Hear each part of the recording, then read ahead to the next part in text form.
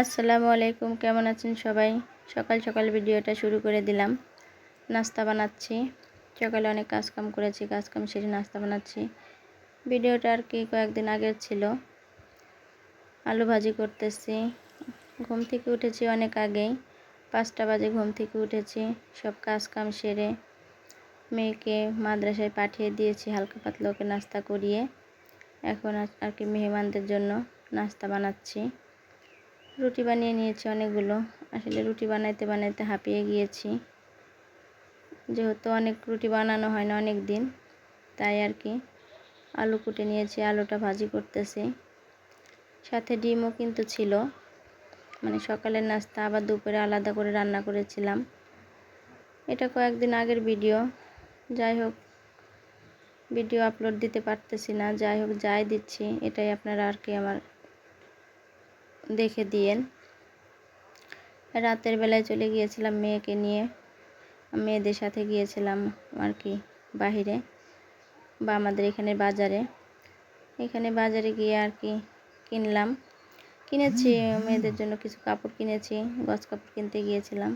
কিনে মেয়েরা আর কি কিছু বলতেছে, আম্মু এটা সেটা খাবো। তা বললাম কি খাবা? তা মেয়ে আর কি বললো হোটেলে চলো।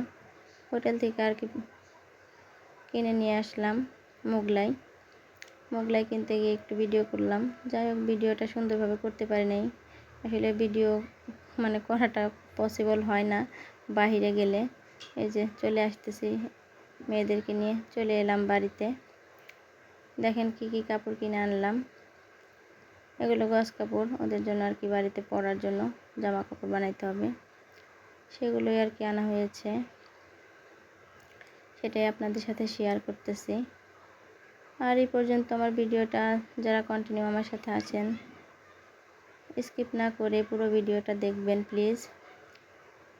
এখনও যারা সাবস্ক্রাইব করেন তারা অলরেডি সাবস্ক্রাইব করে দেবেন, শেয়ার করে দেবেন, আর পাশে থাকা বেল আইকনটি বাজিয়ে দেবেন, যাতে করে নতুন নতুন ভিডিওগুলো দেওয়ার সঙ্গে সঙ্গে আপনারা পেয়ে যান। আপনাদের ভালোবাসা এবং আপনাদের কমেন্টগুলো দেখে আমার ভিডিও করার অনুপ্রেরণা জাগে। আপনাদের সুন্দর সুন্দর কমেন্ট পড়ে আমার অনেক ভালো লাগে। আপনারা আসলে আপনাদের মূল্যবান সময়টা দিয়ে আমাকে অনেক সুন্দর সুন্দর কমেন্ট করেন। অনেক আপুরাই তো আছে আমার ভিডিওগুলো স্কিপ করে করে নাকি অনেকবার দেখে, তাদেরকে অসংখ্য ধন্যবাদ। আমি আসলে সেভাবে ভিডিও বানাতে পারি না, তবুও বলতেছি আপুরা ভাইয়ারা যারাই আমার ভিডিও দেখেন তাদেরকে অসংখ্য ধন্যবাদ। আপনাদের কাছে একটা রিকোয়েস্ট থাকবে, আমার ভিডিওগুলো বা আমার ভিডিওটা বেশি বেশি শেয়ার করে দেবেন, যেন নতুন নতুন ভিডিও বানাতে আমি আরও উৎসাহ পাই।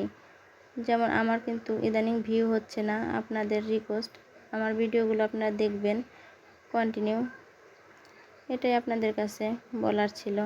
আর কি বলবো, আসলে এই অনলাইনে যখন এসেছি অবশ্যই আপনাদের ভালোবাসার জন্যই আমি এখনও দাঁড়িয়ে আছি বা টিকে আছি। আপনাদের এখানে আসলে অনেক ভালোবাসা পাওয়া যায়, কারণ সবাই সবাইকে অনেক সাপোর্ট করে, ভালোবাসে। আমাকে আপনারা সাপোর্ট করবেন, ইনশাল্লাহ আমিও চেষ্টা করব আপনাদেরকে সাপোর্ট করার জন্য। যাই হোক, এখন চলে আসি ভিডিওর কিছু কন্টেন্ট কথা নিয়ে। এটা হচ্ছে মেজো মেয়ের জন্য কাটতেছি, জামাটা কেটে নিচ্ছি, সেটাই আপনাদের সাথে শেয়ার করব। আর এটা হচ্ছে নায়রা, আর কি নায়রার জন্য কাটতেছি।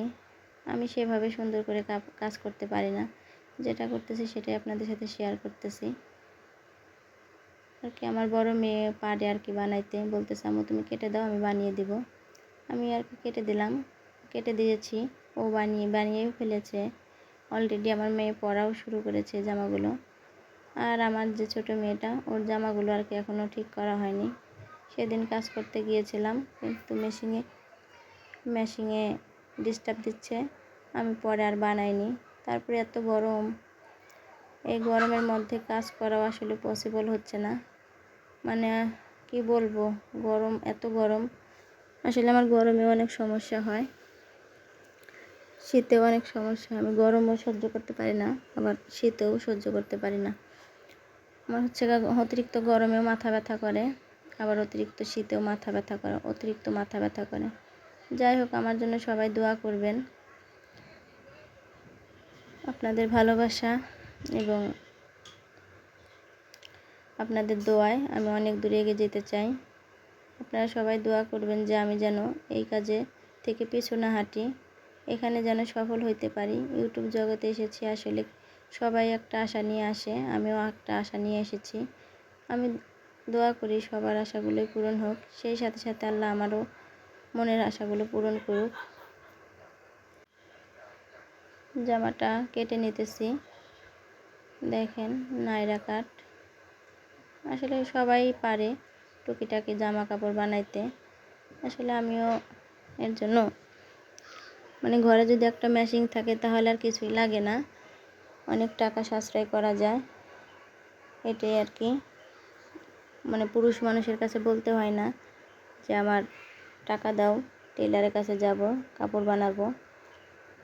আর আমি যে কাপড়গুলো কিনি বা আমি টেলারের কাছে যে কাজগুলো করি, এগুলো আপনার ভাইয়াকে আমি জিজ্ঞাসাও করি না, সেগুলো নিয়ে কোনো মাথা ব্যথাও করে না। এটা হচ্ছে আমার ছোটো মেয়ের জন্য কেটেছি, বলছে তোমাকে এবার জামা বানিয়ে দেবো না, স্কার্ট বানিয়ে দেবো। তাই ভাবতেছি কী কাটবো। তা বড় মেয়ে বলতেছে তোমার যেটা ভালো লাগে সেটাই কেটে দাও। আসলে কাজ করতে পারি কম বেশি ভালোই, কিন্তু অলসতার কারণে আর কি করা হয় না, এটাই আর কি। যাই হোক, এটা হচ্ছে একটা স্কার্ট কেটে নিচ্ছি মেয়ের জন্য, ছোটো মেয়ের জন্য।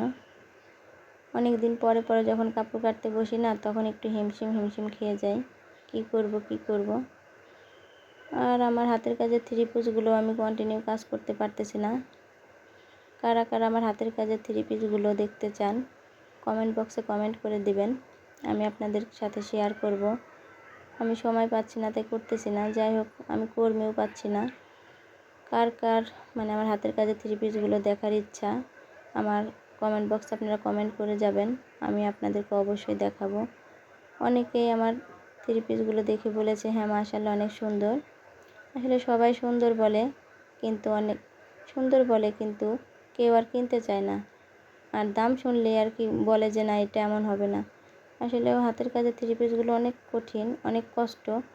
যেমন এই যে একটা গজ কাপড় নিয়ে আসছি, জামা বানাইতেছি, এটা কিন্তু বেশি পরিশ্রম লাগতেছে না, অল্প টাকা মজুরি দিলেই হয়ে যাচ্ছে। কিন্তু যখন আমি সুই সুতা বিভিন্ন রকমের কাজ করব তখন কিন্তু অনেকই লাগবে। যেহেতু আমি, যাই হোক, আপনারা হয়তো ভুল বুঝবেন না, এখানে এই ধরনের কোনো কাজ দিচ্ছি না, হাতের কাজের 3 পিসের কাজ এখানে দেখাচ্ছি না, তবুও এই রিলেটেড কথা বলতেছি।